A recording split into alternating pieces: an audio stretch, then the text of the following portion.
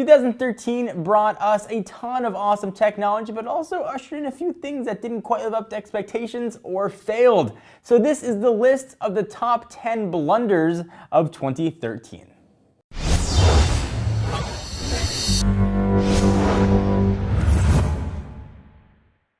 Let's start with number 10, the HP Chromebook 11. It looked like it was going to be an awesome choice for those that wanted a low-cost laptop, but then the thing started catching fire and had to get recalled. Didn't quite live up to HP's foray into the Chromebook world.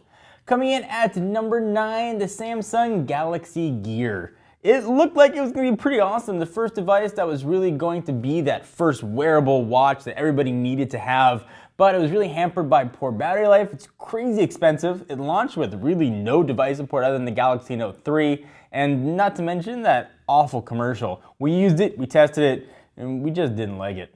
Number 7, the iPhone 5C. We liked the phone was solid, but it's really been hampered by poor sales, especially compared to the gangbusters iPhone 5S. Last generation specs are going to make it really hard to last a full 2 years. iPhone 5C, while probably a decent phone, was not one of the best products of last year. At number 7, I know I'm going to get some flack for this, Amazon's Prime Air drone service. It was nothing more than a brilliant marketing ploy around Black Friday. It couldn't even be filmed in the US because it's super not legal. It is never going to happen, despite how much I'd like it to happen. But I just think it got people's expectations really set for drones delivering products. I think they're going to be very disappointed. Number 6, this is one that affected me and probably a lot of you too. Target lost 40 million credit card numbers in a hack, and that is quite a few, and especially around the holiday season. We're all shopping at Target, and now I kind of think I got to change all of my passwords. Number 5, this one was all the news towards the middle of the year. The NSA's Prism is spying on us. All the big tech companies revealed were giving our information to the government. This Prism name never been heard. And it's made everybody realize all at once that, like, wow, the government knows a lot about us, more than we'd like them to. So be sure to clear your search history. Number 4, Microsoft's backstep on the Xbox One was first announced. It had a ton of features that people were not happy about, and Microsoft backtracked incredibly fast on things like no use game or game sharing restrictions, no internet connection required, and no Connect required, to name a few. Number 3, Samsung's Galaxy S4 Active that wasn't that waterproof. It was marketed as sort of the one device you can take everywhere with you. Life cannot get in the way. It can go in the water, it could go in the sand, and it could really take a licking and keep on making its phone calls. Turns out though, it wasn't as waterproof as people thought, and they ran into a ton of issues with it. Still a great phone, but I wouldn't take it to the beach with me.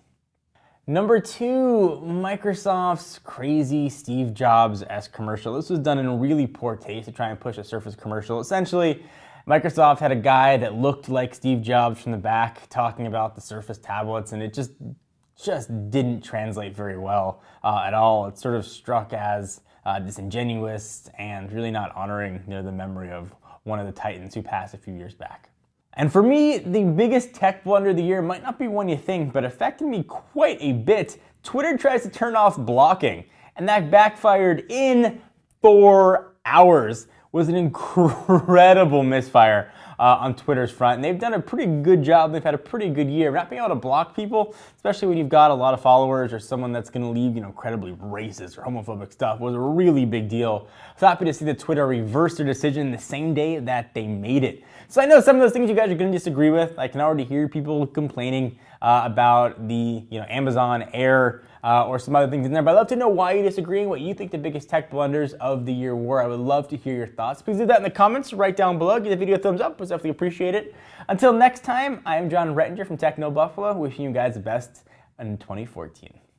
What's up everyone, John here. Thank you for watching the video. If you enjoyed it, I certainly hope you did. Click on the subscribe button right under me in my pants region to get tons more tech videos from Techno Buffalo. We've got awesome unboxings, comparisons, reviews, recaps, and everything else you can think of in the tech world right here on the channel. Join the herd today. If you want to check out some more content, just click right over this way to see some other recent videos. See you guys next time.